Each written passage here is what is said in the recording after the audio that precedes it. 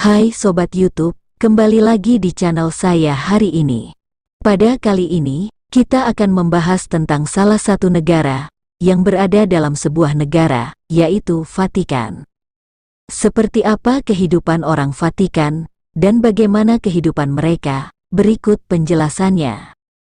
Negara adalah organisasi yang menguasai wilayah dan sekelompok orang di dalamnya. Tapi, ada negara yang memiliki luas wilayah satu kota kecil saja, seperti Vatikan.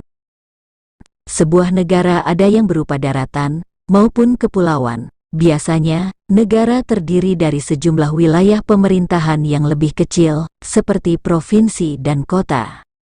Kota Vatikan, disebut juga Stato della Città del Vaticano Italia, adalah negara bagian gerejawi, pusat gereja Katolik Roma, dan sebuah wilayah di Roma, yang terletak di tepi barat Sungai Tiber. Bahasa resmi kota Vatikan adalah Italia dan Latin. Mereka menggunakan euro sebagai mata uang mereka. Sejak tahun 1929, ketika Paus mencapai kesepakatan dengan Mussolini, Perdana Menteri Italia saat itu, Vatikan adalah negara merdeka. Wilayah itu jadi negara terkecil di dunia, dengan hanya 0,44 km persegi. Nama ibu kota Vatikan adalah Vatikan. Vatikan adalah negara terkecil, sekaligus pusat gereja Katolik dunia. Menurut Tobing, dalam literatur berjudul Peran Vatikan sebagai eskatolog Katolik dunia, Vatikan memiliki peran penting dalam mencapai perdamaian internasional sebagai eskatolog Katolik dunia. Selain sebagai pusat gereja Katolik, Vatikan juga memiliki beberapa fakta unik yang patut diketahui. Untuk itu, mari dengarkan video ini hingga selesai.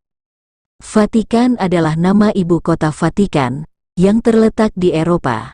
Ada sejumlah fakta unik negara Vatikan yang bisa menambah wawasan, antara lain. Yang pertama, negara di dalam negara. Salah satu fakta unik Vatikan adalah adanya negara dalam negara. Negara Vatikan terletak di Italia, tepatnya di kota Roma. Pada zaman dahulu, nama Vatikan adalah negara kepausan yang memiliki wilayah kekuasaan setengah dari semenanjung Italia. Pasca revolusi, kerajaan-kerajaan kecil pun bersatu, dan negara kepausan akhirnya mengalami perpecahan, dan tersisa kompleks kecil yang ada di atas Bukit Vatikan.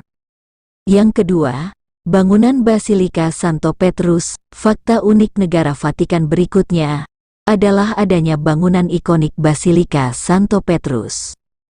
Gereja ini memiliki luas lahan sekitar 23.000 hektar dan mampu menampung sekitar 60.000 jamaah.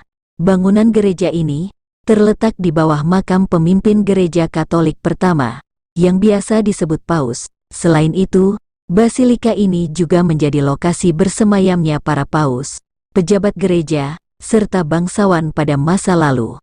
Makam-makam tersebut juga didesain sangat cantik dan cukup menonjol. Yang ketiga, negara terkecil di dunia. Fakta unik Vatikan berikutnya adalah termasuk ke dalam negara terkecil di dunia.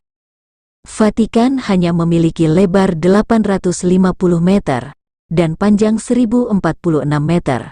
Selain itu, Vatikan juga dikelilingi oleh dinding raksasa dengan panjang 3 km.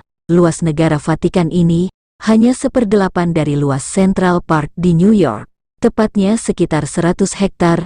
Jumlah penduduk Vatikan di tahun 2021 juga sangat sedikit, yaitu sekitar 800 jiwa. Meskipun demikian, Vatikan selalu ramai oleh wisatawan yang melakukan wisata religi. Yang keempat, koleksi buku di perpustakaan terbanyak. Bagi para pecinta buku, mengunjungi perpustakaan adalah hal yang menyenangkan. Perpustakaan dengan koleksi buku terbanyak di dunia ternyata berada di negara terkecil di dunia. Di perpustakaan Vatikan menyimpan koleksi buku lebih dari 1,1 juta. Jumlah tersebut terus mengalami penambahan setiap tahun, sebanyak 6.000 buku. Mayoritas koleksi buku di perpustakaan Vatikan adalah buku dengan bahasa Latin, Ibrani, serta Yunani. Yang kelima, lintasan kereta api terpendek di dunia. Dengan luas wilayah yang kecil, negara Vatikan memiliki jalur kereta api. Jalur kereta api ini juga menjadi yang terpendek di dunia, dengan panjang 300 meter.